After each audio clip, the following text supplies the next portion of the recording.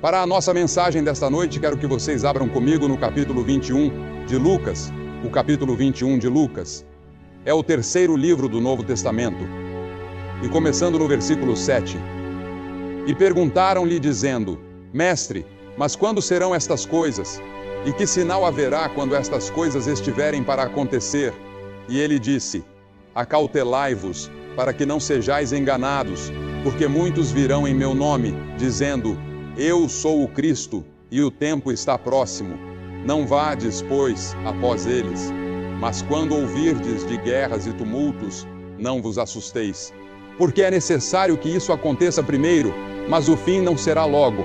Então disse-lhes: Levantar-se-á nação contra nação, e reino contra reino, e haverá grandes terremotos em vários lugares, e fomes e pestes.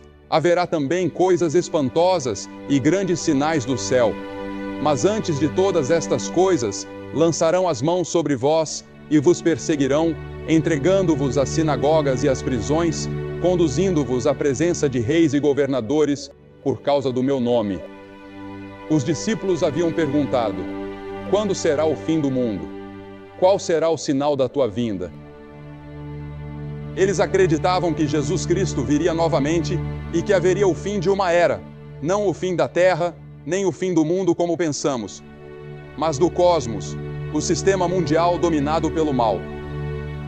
Então, há um versículo peculiar, um dos menores da Bíblia, lá em Lucas 17:32, começando no versículo 28.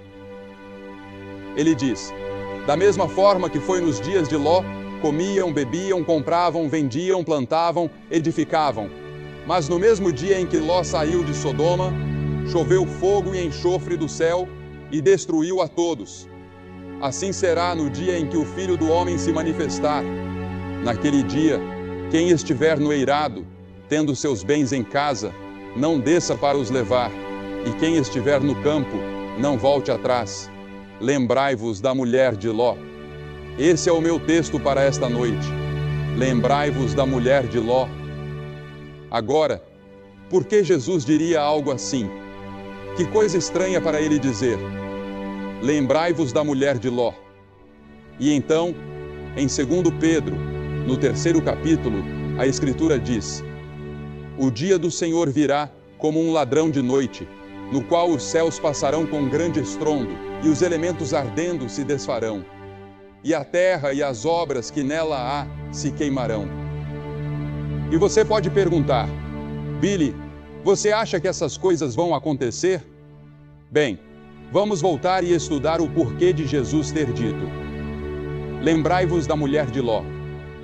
Tudo começou com Abraão. Abraão foi chamado por Deus. Ele era amigo de Deus. Ele foi um grande homem de Deus. Ele era um grande homem de fé.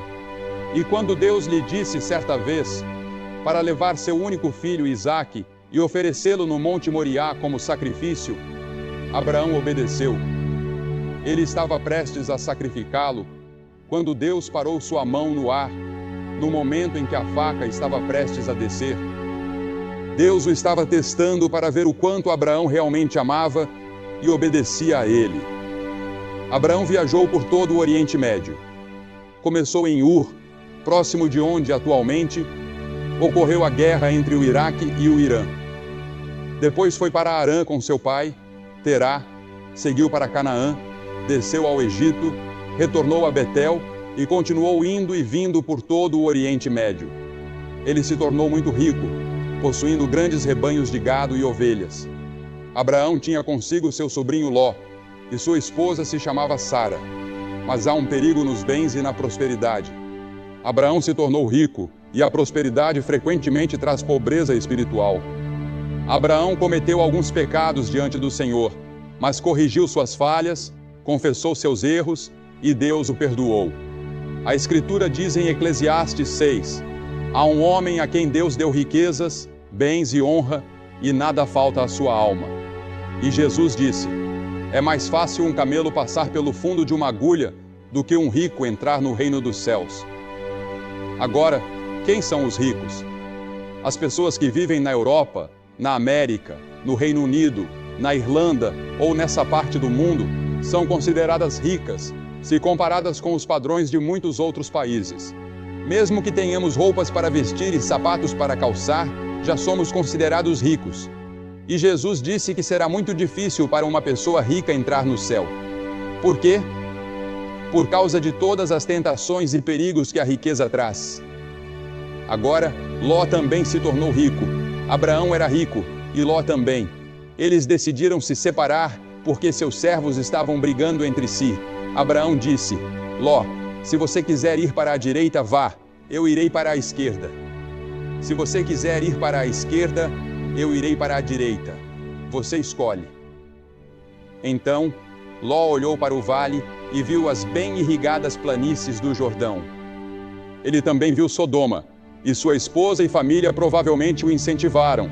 Então ele escolheu ir para Sodoma. Sodoma, uma cidade perversa. Imagine tudo o que vem à sua mente quando você pensa em Wall Street, Las Vegas, Soho em Londres, a Reeperbahn em Hamburgo, ou o bairro da Luz Vermelha de Amsterdã. Reúna tudo isso em uma só imagem, e você terá o que Sodoma era naquela época. Ezequiel, o profeta, certa vez disse: Eis que esta foi a iniquidade de Sodoma, o orgulho. Sodoma era muito orgulhosa. Eles excluíram Deus. Estavam orgulhosos de si mesmos e das coisas que haviam feito. E então, diz o texto, estavam cheios de pão e com abundância de ociosidade, tanto ela como suas filhas. Em outras palavras, tinham tudo o que precisavam para viver com lazer e conforto. No entanto, não fortaleceram a mão dos pobres e necessitados. Ignoraram os pobres, os necessitados e os oprimidos do mundo. Muitas vezes, nós também ignoramos os necessitados. Ignoramos pessoas de outras raças. Ignoramos aqueles que sofrem com a fome na África. Ou talvez não os ignoremos completamente, mas não fazemos o suficiente. Não tanto quanto poderíamos fazer. E Deus vai nos responsabilizar por isso. Eles eram altivos e cometeram abominações diante de Deus. Em outras palavras, eram orgulhosos, soberbos, ricos, tinham tudo, mas negligenciaram os pobres e os oprimidos do mundo. E Deus disse: o julgamento virá. Em Lucas 17, como lemos, como aconteceu nos dias de Ló, comiam, bebiam, compravam, vendiam, plantavam e edificavam. Mas no dia em que Ló saiu de Sodoma, choveu do céu fogo e enxofre, e destruiu a todos. Assim será no dia em que o Filho do Homem se manifestar. Ouçam isso, assim será. Será como nos dias de Noé, como nos dias de Sodoma. Assim também serão os dias que antecederão a volta de Cristo. Sim, eu acredito que a Bíblia ensina, em mais de 300 lugares no Novo Testamento, que Jesus Cristo voltará. Essa é a esperança que pulsa no coração de todo verdadeiro crente. Cristo ressuscitou dentre os mortos. Ele está vivo. Ele está à direita de Deus Pai, e Ele voltará. Agora não me perguntem quando, porque eu não sei. Ele disse aos discípulos: não tentem adivinhar o dia ou a hora. Não especulem. Nós não sabemos, mas Ele nos deixou certos sinais. E ao que parece, esses sinais estão se alinhando, talvez pela primeira vez na história, desde que Ele os mencionou. Todos os sinais parecem estar presentes, indicando que a vinda do Senhor está próxima. Não sabemos com certeza, mas parece que sim. Porque uma das coisas que ele disse foi que o Oriente Médio estaria em turbulência. Ele falou sobre pestilências. Vejam tudo o que está acontecendo com as pestilências. Ele disse que o mundo inteiro estaria em tumulto. Observem o terrorismo no mundo, os enormes investimentos em armas e exércitos ao redor do globo. Todas essas coisas, ele disse, são sinais de que a vinda do Senhor está próxima. Porque veja, o mundo se destruiria se Deus não interviesse. Mas acredito que a Bíblia ensina que Deus tem outros planos para a humanidade. Eu acredito que Cristo voltará e que o reino de Deus triunfará. E aqueles de nós que conhecem a Cristo e têm o reino de Deus dentro de si, reinaremos com Cristo. Estou ansioso por aquele dia em que Ele voltará. Ele disse: 2 estarão numa cama, um será levado e o outro será deixado. 2 podem estar voando em um avião, um será levado e o outro deixado. O caminho para o Armagedom é semelhante ao caminho para a destruição de Sodoma, disse Jesus. Agora observe, eles tinham uma falsa sensação de segurança. Nós também temos uma falsa sensação de segurança. Confiamos em nossa força econômica e em nosso poderio militar. Tudo isso pode desaparecer num instante. Isaías, no capítulo 31, versículo 1, diz: Ai dos que descem ao Egito em busca de ajuda, que confiam em cavalos e colocam sua esperança em carros de guerra, mas não olham para o Santo de Israel, nem buscam ao Senhor. Eles não olham para Deus. Nós não buscamos ao Senhor. Confiamos em outras coisas, em nossos dólares e libras, em nosso poder militar. Mas essas coisas não nos salvarão. Precisamos de Deus. Precisamos buscar ao Senhor. É isso que Isaías estava dizendo. Além da falsa sensação de segurança, eles estavam envolvidos em prazeres pecaminosos. Haviam se tornado insaciáveis. Nós também somos assim. E a Bíblia adverte: o triunfo dos ímpios é curto, e a alegria do hipócrita dura apenas um momento. É apenas um momento no tempo. A Bíblia diz em Provérbios 14: há caminho que parece certo ao homem, mas no final conduz à morte. Parece certo seguir por esse caminho, mas o fim é a morte. Deus diz: até mesmo no riso, o coração sente dor, e a alegria pode terminar em tristeza. Mesmo quando você ri, às vezes não sente tristeza? E quando você lê os jornais ou assiste ao noticiário, com todos os assassinatos e atrocidades que estão acontecendo, você se pergunta: como isso pode estar acontecendo? A Escritura diz que o povo de Sodoma estava ocupado demais para Deus. Estavam ocupados demais ganhando a vida e desfrutando seus prazeres para dedicar algum tempo a Deus. E assim somos nós. Não damos a Deus o primeiro lugar em nossas vidas. Deus não exige de nós um sistema legalista, mas Ele exige o primeiro lugar em nossas vidas. Ele quer ser o Senhor que se assenta no trono do seu coração, que controla e governa a sua vida. E foi por isso que Ele enviou seu Filho, Jesus Cristo, para morrer na cruz e derramar seu sangue, para que os nossos pecados fossem perdoados. Porque veja, o problema do mundo hoje pode ser resumido em uma palavra: pecado. E a Bíblia diz: todos pecaram e estão destituídos da glória de Deus. Somos todos pecadores. Nascemos no pecado. Somos pecadores por escolha e pecadores por prática. E esse pecado nos separa de Deus, de modo que não temos um senso de realização. Não conhecemos o propósito e o significado de nossas vidas. Você pode buscar prazeres e diversões, mas eles não satisfazem. Algo lá no fundo clama por algo mais. Esses prazeres não resolvem o problema do seu lar, não resolvem o problema do desemprego. Algo está fora de equilíbrio, algo está errado. Eles também eram culpados de idolatria. Idolatria. Esse é o pecado que Deus mais odeia. É também o pecado do mundo ocidental hoje. Na verdade, é o pecado do mundo inteiro. Romanos 1:25 diz: trocaram a verdade de Deus pela mentira, e adoraram e serviram coisas criadas em lugar do Criador. Qualquer coisa em sua vida que ocupe o lugar de Deus, torna-se o seu Deus. Qualquer coisa que domine seus pensamentos e tome mais do seu tempo do que o Deus vivo, torna-se o seu Deus. Além disso, eles também eram culpados de perversão sexual. Uma das últimas direções que uma nação toma antes do julgamento costuma ser essa. Geralmente encontrada em sociedades abastadas. Não relações sexuais normais, mas perversões de vários tipos. Tentativas de encontrar novas maneiras de obter prazer através do sexo. Isso se torna uma ocupação em tempo integral para muitas pessoas. Basta ir a uma banca de revistas hoje e você verá uma infinidade de publicações dedicadas a isso, tentando encontrar algum novo ângulo, alguma nova abordagem.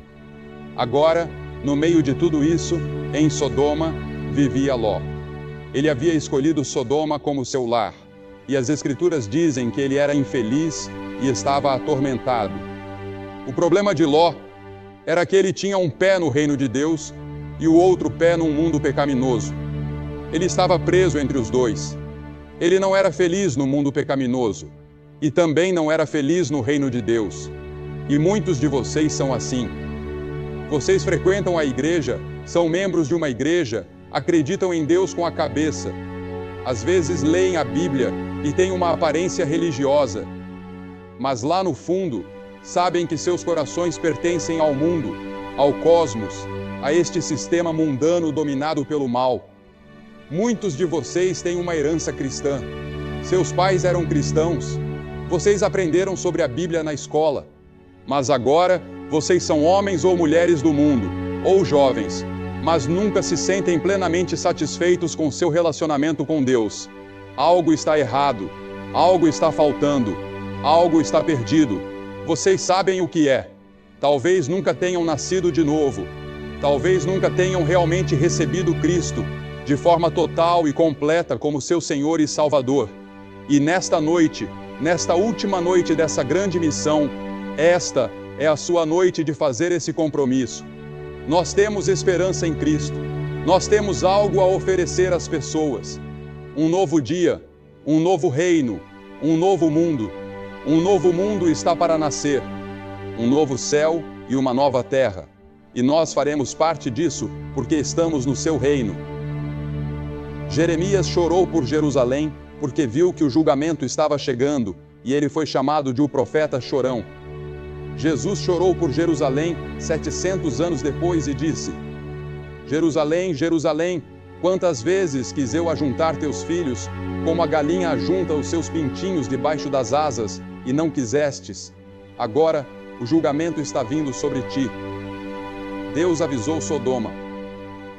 Ele enviou 2 mensageiros para alertá-los, mas a esposa de Ló não acreditou. Ló acreditou. Os mensageiros alertaram. A esposa de Ló foi avisada: não olhe para trás. Mas ela não creu. Ela olhou para trás e se transformou numa estátua de sal, exatamente como tinha sido avisada. A ira de Deus foi derramada sobre Sodoma. A esposa de Ló, assim como Abraão, sabia que isso estava chegando. Abraão orou e disse: Senhor, se encontrares 50 pessoas justas em Sodoma, pouparás a cidade. Deus disse: sim. Abraão perguntou: e se forem 45, e 30, e 20, e 10? E Deus respondeu: sim. Mas não havia nem mesmo 10 pessoas justas, 10 pessoas totalmente comprometidas com Deus. Assim, o julgamento veio. Agora, qual é a lição que aprendemos com essa declaração? Lembrem-se da esposa de Ló. Por que Jesus disse isso? Primeiro, lembre-se de que ela era a esposa do sobrinho de Abraão. Ela viveu na tenda de Abraão muitas vezes e viu o poder de Deus. E a quem muito é dado, muito será exigido.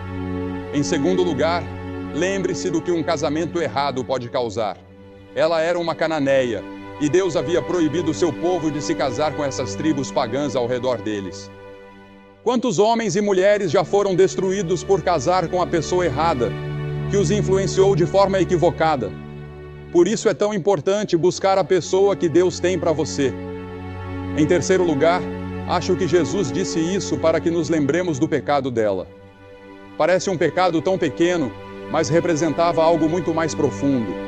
Representava anos de incredulidade. Representava rebeldia contra Deus em muitas ocasiões. Deus, em sua misericórdia, estava dando a ela outra chance.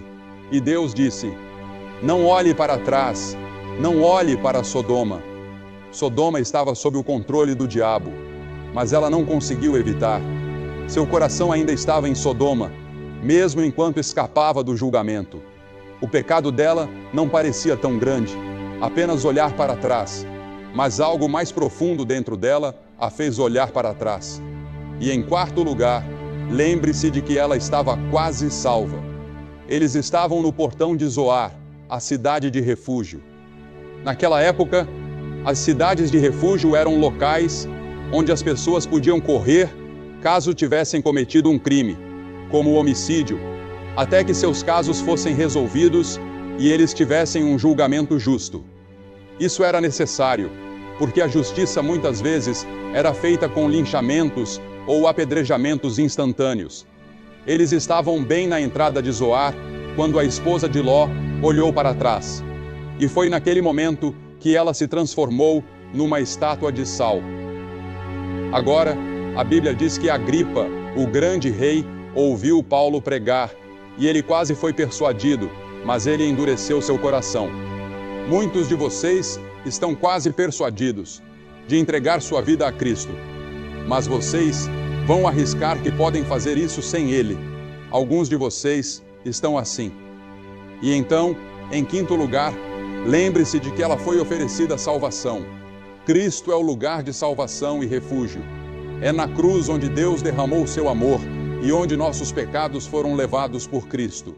Ele se fez pecado por nós, que não conhecíamos pecado. Ele levou os seus pecados e os meus pecados.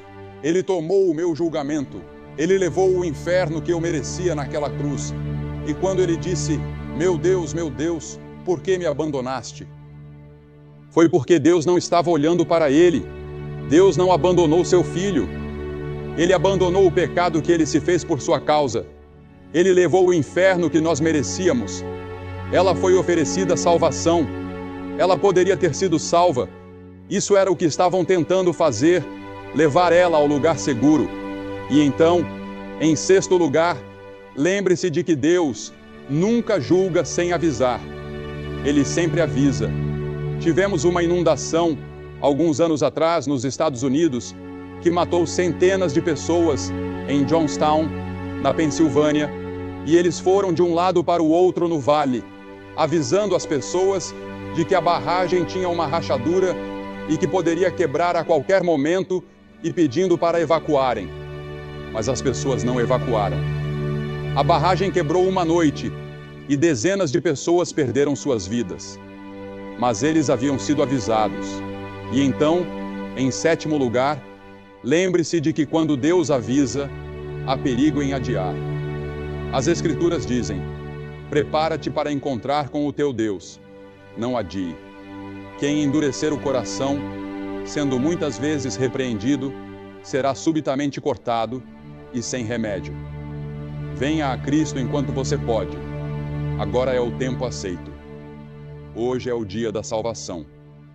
Eu vou pedir que você fuja para o lugar seguro. O único lugar seguro e seguro em todo esse mundo é na cruz de Cristo e no túmulo aberto. Eu vou pedir que você faça algo que vimos milhares de pessoas fazerem esta semana, aqui neste estádio e em outros auditórios pelo país. Eu vou pedir que você se levante do seu assento. Centenas de vocês se levantem do seu assento agora e venham ficar em frente a esta plataforma e digam, ao vir, eu quero ter certeza de que meus pecados estão perdoados e que eu vou para o céu. Eu quero ter certeza de que estou no reino de Deus. Levante-se e venha. Centenas de vocês. Ninguém saindo do estádio, por favor, neste momento santo, enquanto as pessoas já estão vindo aqui em Bramall Lane. Você sabe, na noite em que eu vim a Cristo, eles cantaram 2 músicas e eu vim no último verso da última música. E eu era líder na minha igreja, líder de jovens, e estou feliz que eles esperaram por mim. Nós vamos esperar por você. Deus está falando com você. Há uma voz pequena dentro de você que diz que você deve vir. Você vem.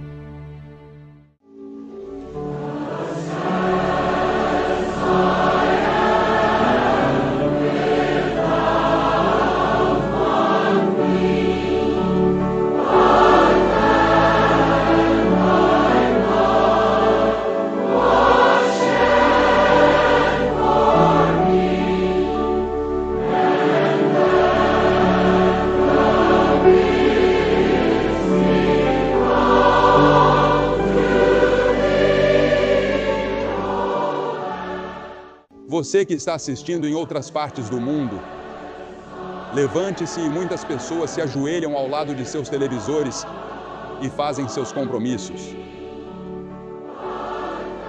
Alguns fazem seu compromisso deitados na cama. Onde quer que você esteja, pode ser em um bar. Recebemos tantas cartas de pessoas que assistem à televisão em um bar e fazem seu compromisso. Ou em um quarto de hotel. Se você estiver nos Estados Unidos ou no Canadá, pegue o telefone e ligue para o número na tela da sua televisão e faça esse tremendo compromisso com Cristo. Não deixe essa noite passar sem fazer o seu compromisso. Nós vamos esperar por você de todos os lugares. Há muito tempo. Levante-se e venha. Esta é a maior decisão que você tomará em toda a sua vida.